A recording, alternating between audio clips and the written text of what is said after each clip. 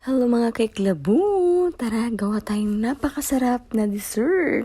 Nakatikim ka na ba nito? Ang aking panna cotta with strawberry flavor. Meron nga pala akong fresh strawberry. Bali, kakat ko lang to yung ating itatoppings later. Tapos, yung the rest na strawberry, ibiblend naman natin yan para sa ating procedure mamaya. So, ganyan yung pagka-slice ko sa ating itatoppings mamaya. At pagkatapos nga yan, isi-set aside muna natin yan. Tapos, ibiblend naman natin yung ating strawberry dito, yung natira. Kapag binili natin ang ating strawberry, maglagay lang tayo ng konting water dito. Gumamit pala ako ng food processor dito, kaso mukhang hindi siya effective, kaya pinalitan ko na lang juicer blender. Mas maganda nga to gamitin sa mga fruits kasi mas fine yung pagkapino yung pagka-blend ng ating mga fruits. At super dali nga gamitin pa.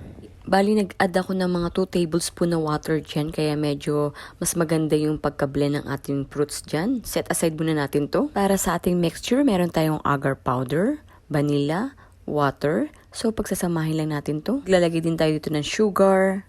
Sunod lang natin yung milk at yung ating heavy cream. So, magkakasama lang sila yung ganyan. Bali, haluin natin to hanggang sa maging smooth. Siyempre, gagamit tayo ng strainer. Bali, itong procedure na to, itong mixture ko pala na to, hahatiin natin siya sa dalawa. Tatanong ka, wala po kaming agar-agar. Actually, optional lang naman. Kung wala kang agar-agar, pwede rin yung gelatin. Basta yung plain na gelatin lang. Yung agar kasi is mas more gummier than gelatin. At pagkatapos nga natin may strainer to, hatiin na natin yung ating mixture sa dalawa. Bali, ito yung may strawberry flavor. Ito yung unang lulutuin natin. Again, wala akong dinagdag na food coloring dito kasi mas gusto ko yung natural color ng strawberry. Kaya ganyan yung itsura niya. At pagkatapos nga natin ito ma-mix, gamit ulit tayo ng strainer para mahalo talaga natin ng maayos at maging smooth ang ating mixture. Tapos ilalagay na nga natin to sa ating casserole. Dito naman sa ating procedure dito, naka-low heat lang tayo dito. Tapos, lulutuin lang natin siya ng 8 to 10 minutes dito.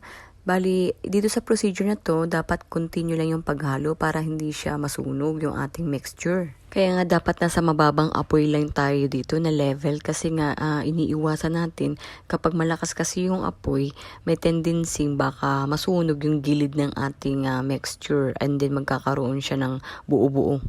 Mabilis kasi siya magkaroon ng buo-buo lalo na kapag hindi mo hinahalo. Para siyang cornstarch, parang ganun, di ba? Pag hindi mo hinahalo yung cornstarch, nagkakaroon din siya ng buo, then nagiging paste. So pagka ganyan na nga ang ating mixture, ibig sabihin yan, luto na at isi-set aside na nga natin to. At ilalagay natin siya sa may ating molding. Gumamit ako ng silicone para hindi siya dumikit yung ating mixture dyan. So ilagay muna natin to sa chiller habang ginagawa na natin ang ating pangalawang mixture. At ito na nga yung ating pangalawang mixture. Bali, same lang din sa procedure nung ginawa natin dun sa may strawberry mixture. So, same lang sila.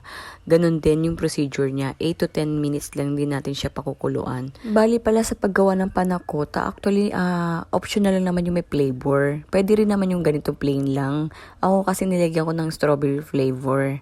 Yung iba kasi na gumagawa ng panna cotta, plain lang yung ginagawa nilang panna cotta, tapos naglalagay na lang sila nag-a-add na lang sila ng fruits dun sa top ng panna cotta nila. Since nga may strawberry kami at pwede naman natin talaga lagyan ng flavor yung ating mga panna cotta. Iba din kasi ang lasa ng panna cotta kapag may mga fresh fruit ka ina-add, lalo na dun sa ating mixture sa panna cotta na strawberry flavor.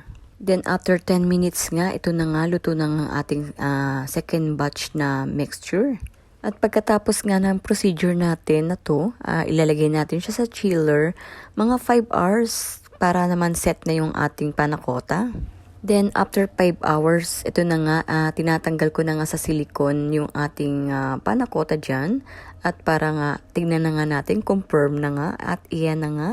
At ayan na nga yung ating panna cotta. Diba, napakadali na itong dessert na to? Para ka lang gumawa ng gelatin. Tapos maglalagay tayo ng fresh fruit sa ating top ng ating panna cotta para magmukha naman siyang yummy, diba? Gusto ko kasi sa mga panna cotta yung may mga extra fruits na nilalagay pa dun sa panna cotta mismo. At ayan na nga, sana nga may natutunan ka sa ating video ngayon. At sana din makagawa ka din ng ganito kasarap na panna cotta. Masarap talaga kapag homemade, diba? Sariling gawa mo. Papakita ko sa inyo kung gaano ka-smooth ang ating panna cotta. Tignan nyo naman. Kaya ano pang inaantay nyo, i-level up nyo na ang inyong dessert. Salamat po sa panonood! susunod, sa uulitin. Tara na, tikman na natin ang ating napakasarap na panna cotta strawberry.